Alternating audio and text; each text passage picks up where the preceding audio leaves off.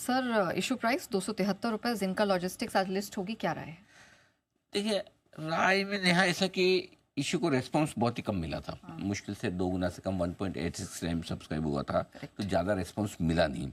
आ, हमने एडवाइज ये किया था कि भाई जो हाई रिस्क लेने वाले इन्वेस्टर्स है वो लॉन्ग टर्म के लिए पैसा लगाएं, ये लिस्टिंग के लिहाज वाला पैसा नहीं है। और आमतौर पे क्या है, जिन आईपीओ में रेस्पॉन्स कम मिलता है ना, उसका अंदाज लगाना भी थोड़ा सा मुश्किल काम है कि भाई लिस्टिंग कहाँ होगी।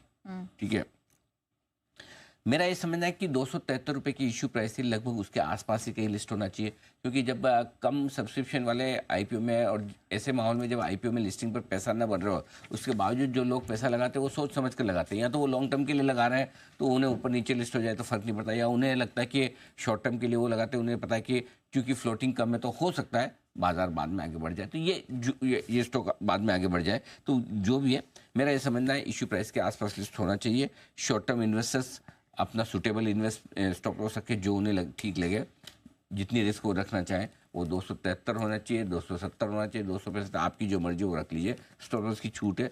लॉन्ग टर्म इन्वेस्टर्स जो रिस्क लेने वाले हैं, जिनके लिए हमने कहा था कि उन्हीं के लिए है, तो वो अपने पोर्टफोलियो में रखकर होल्ड कर सकते हैं, कोई दिक्कत नहीं। ऑलराइट।